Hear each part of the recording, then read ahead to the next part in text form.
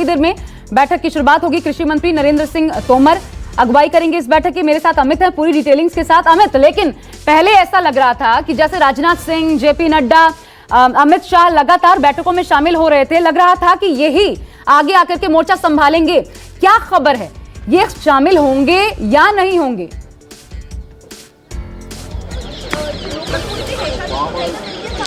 नहीं, देखिए, जो फिलहाल जानकारी मिली है कि फिलहाल जो जेपी नड्डा के घर पर बैठक हुई थी, जिसमें अमित शाह और राजनाथ सिंह भी थे, वहां पर यह तय हुआ है कि आज जो है ये 3 लोग ही जाएंगे। जो आप कह सकते हैं कि जो पहली बैठक है एक तरह से जो आंदोलन के बाद उसमें जो सरकार का पक्ष है, क्योंकि जो संभावनाएं लग रही है कि एक दौर की बातचीत में कुछ बहुत ज्यादा निकलने वाला नहीं है, ऐसे में और भी बातचीत की जरूरत होगी, बड़े नेताओं के आश्वासन की जरूरत पड़ेगी। तो एक ही बार में सारे ट्रंप के पत्ते आप नहीं खोल सकते हैं।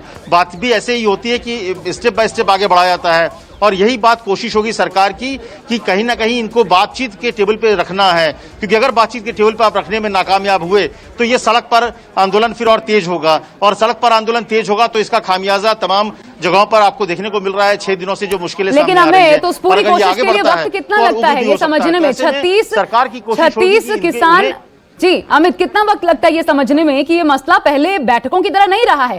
पहले भी नरेंद्र सिंह तोमर ही बातचीत कर चुके हैं। नवंबर महीने में जो बातचीत हुई थी, कोई निष्कर्ष नहीं निकला।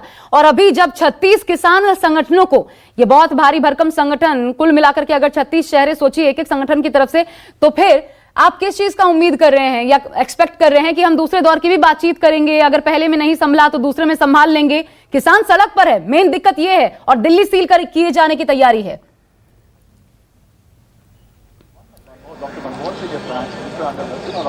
देखिए, ये दिक्कत है, और सबसे बड़ी बात कि अगर आप बात देखें तो एक तरफ से सरकार के जो प्रधानमंत्री का बयान था या सरकार का स्टैंड है, उससे लगता है कि वो किसी तरह से भी जो बिल्स हैं उसको विड्रॉ करने के मूड में नहीं दिख रही है।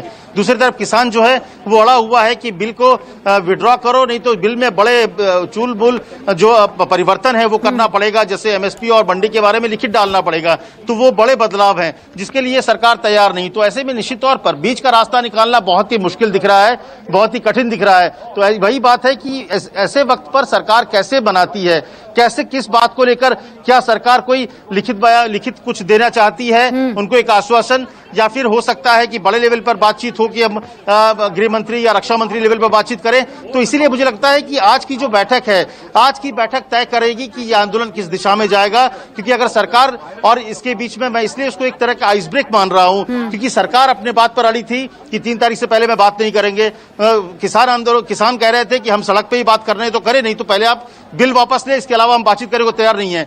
इन दोनों को छोड़कर अगर दोनों पक्ष बातचीत के टेबल पर बैठ रहे हैं तो उसको कहा जाता है कि एक रास्ता निकलने की संभावना आती है, कि दोनों पक्ष को लगता है कि ये आंदोलन का रास्ता है, या फिर एक क्या बोलते हैं उसको, कि तर्क के साथ या फिर एक नियम के साथ आप नहीं बैठ सकते हैं। तो दोनों ने अपने अपने पक्ष को छोड़ा, आज विज्ञान भवन में पहुंचे हैं, बातचीत का एक प्रयास शुरू है। तो एक मुझे लगता है इसको पॉजिटिव नोट में देखना चाहिए कि किसानों के हित को अवहेलना नहीं हो, किसानों की बात को रखी जाए, उनके ध्यान में रखकर। तो आज की सारी बातें, भविष्य की जो किसान के आंदोलन आज की बात पर तय होने वाला है। तस्वीरें लगातार अमित हम दिखा भी रहे हैं, जब किसान पहुंचे हुए हैं, कैसे एक दूसरे का हाथ पकड़कर, हाथ ऊपर करके ये दिखाने की कोशिश है कि किसान यूनियन सभी एक साथ है और इस लड़ाई को एक साथ मिलकर ही आगे लड़ेंगे। विज्ञान भवन के भीतर की भी तस्वीर हम दिखा रहे थे। लेकिन अमित, आप लगातार, क्योंकि सूत्रों से संपर्क में भी रहे हैं, सरकार के नुमाइंदों से आपकी बातचीत भी चलिए, मैं यहां पर इस बैठक के पहले एक चीज आपसे समझना चाहती हूं।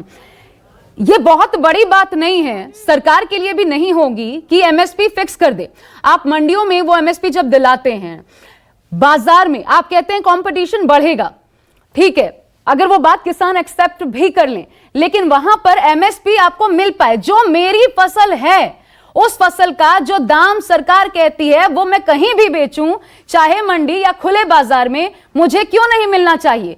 क्यों ये कानून बनाने में सरकार पैर पीछे खींच रही है? इसमें तो कोई गैर वाजिब बात है नहीं। समझ क्या आप पाए इस सवाल का जवाब?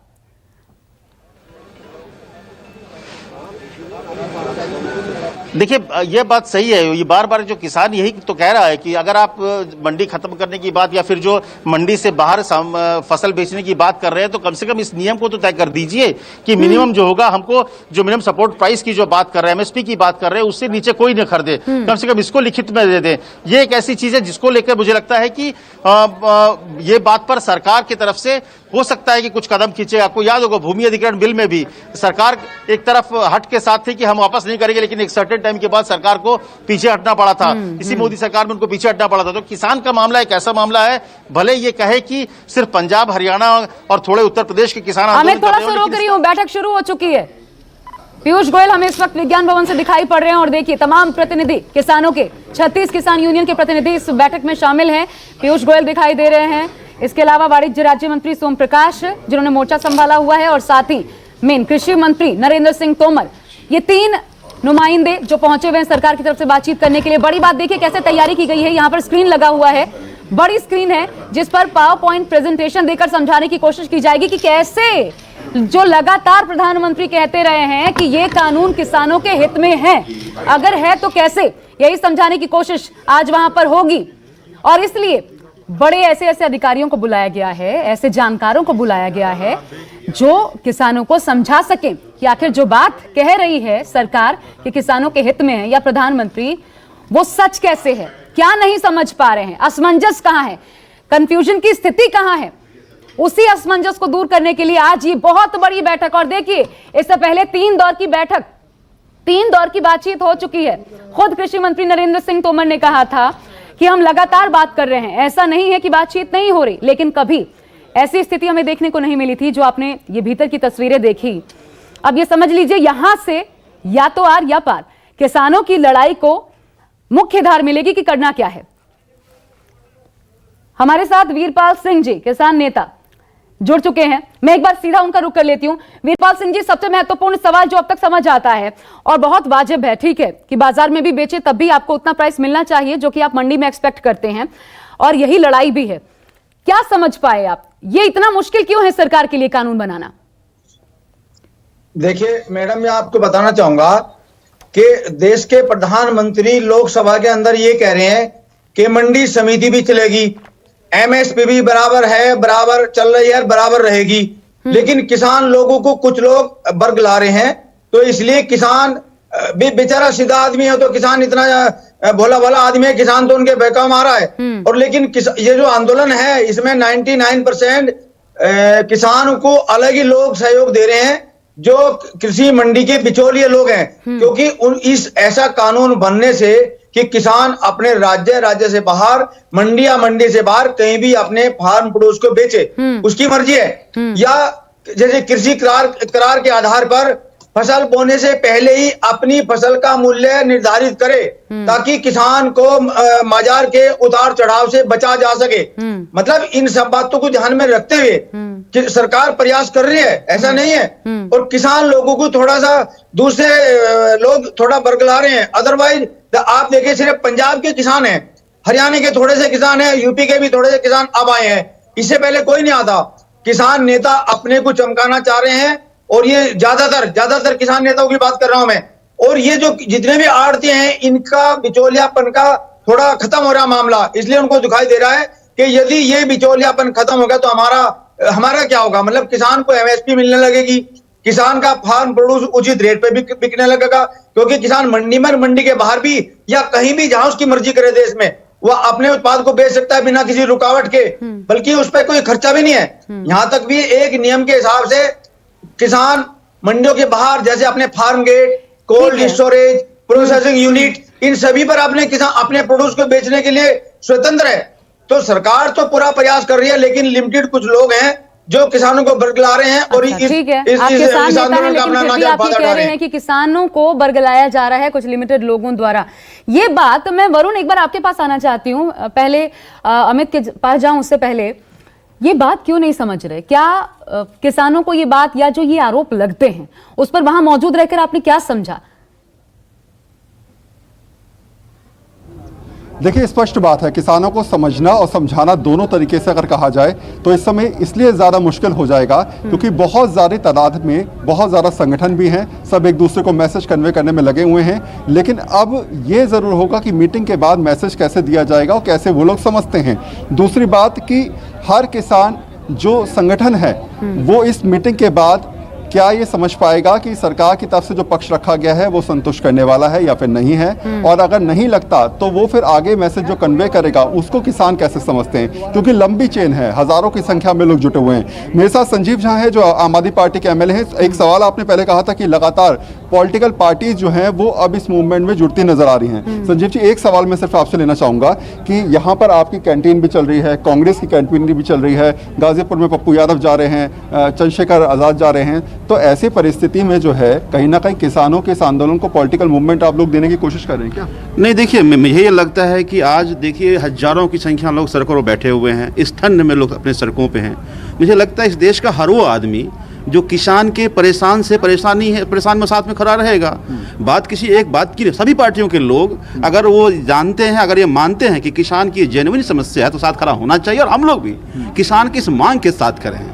देखिए मुझे ये लगता है कि लगातार महीनों से इसका विरोध हो रहा है, आज सड़कों पर लोग बैठे हुए हैं, तो मुझे लगता है कि यही वो लोग जिनके बदले अभी सरकार बनी है, आज उनकी बात नहीं सुन रहे हैं। ये बड़ी दुर्भाग्यपूर्ण बातें हैं। मैं एक सवाल वरुण आप पूछिएगा जरूर, ये मैं एक इंपॉर्टेंट सवाल पूछना चाहती हूँ। सीएए पर आप कहते हैं, ऐसे कई राज्य हैं जो कहते हैं हम नहीं मानते, हम तो नया अध्यादेश ले आएंगे कि हम इसे खारिज करते हैं। क्यों नहीं राज्य फिर ऐसे कृषि कानून पर, अगर ये इतना खराब है, क्यों नहीं राज्यों ने ऐसी पहल की, चाहे वो दिल्ली ही क्यों ना हो?